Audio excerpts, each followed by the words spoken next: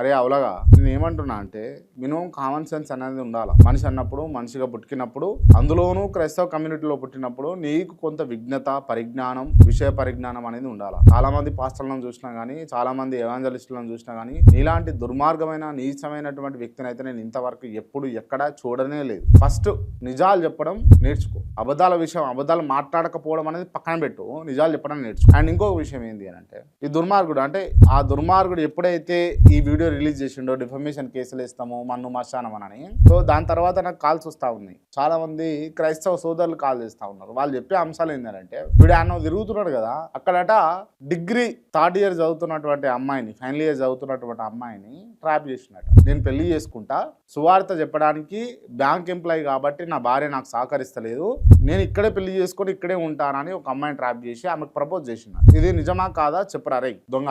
And ఇంకొక విషయం, ఒక అమ్మాయి ఇప్పుడు జూబ్లీహిల్స్ కాన్స్టిట్యున్సీలో పోటీ చేస్తుంటే అమ్మాయిలే వీడి టార్గెట్. జూబ్లీహిల్స్ కాన్స్టిట్యున్సీలో వీడు పోటీ చేస్తున్నప్పుడు ఒక అమ్మాయిని కావాలని చెప్పేసి ఇన్వాల్వ్ చేసి ఆమె తోటి ఏదైతే వీడేదో పార్టీ చెప్తుండే కదా ఆ పార్టీ నుంచి భరోసా పార్టీ ఆ పార్టీ నుంచి పోటీ చేయమని చెప్పి ఆమెను విత్డ్రా అయితే ఆమె 10,000 ఇస్తామని చెప్పి ఆమెతో నాటకం ఆడిటట. ఇట్లా ఒకటి కాదు రెండు కాదు చెప్తూ పోతే చాలా ఉన్నాయి. చాలా మంది ఫోన్స్ వీడి బాధితులు ఫోన్ చేస్తా ఉన్నారు. వీడికి 1000 1500 500 1000 రూపాయలు 5,000 10,000 15,000 ఇట్లా వేసిన వాళ్ళు ఫోన్ చేస్తా ఉన్నారు. అరే ఎంత దుర్మార్గం రా రే దొంగ, అరే నీచుడా, అరే నికృష్టుడా, అరే దుర్మార్గుడా, నిన్ను ఎవడరా బూతులు తిట్టింది కొట్టుడు కాదు రే, నేను చీల్చాలా ఇట్లా. క్రైస్తవ సమాజం క్రైస్తవ మిత్రులు క్రైస్తవ సోదరులు వాళ్ళే చీలుస్తారు నిన్ను, వాళ్ళే నీ బట్టలు మొత్తం ఇప్పదీసి రోడ్డు మీద బండ పెడతారు. ఎంత దుర్మార్గుడు ఉన్నవరా నాయన, నిన్ను ఎవడరా పిలిచేది, నిన్ను రమ్మన్నా అంటారా, నేను ఇక్కడికి రమ్మన్నా, ఎందుకు అంత దుర్మార్గమైన మాటలు మాట్లాడుతా ఉన్నావు, ఎవడు ఇన్వైట్ చేయలేదండి నేను చెప్తా ఉన్నా కదా క్లియర్గా మీరు ఆడియో విన్నారు, వాడే స్వయంగా వస్తానన్నాడు,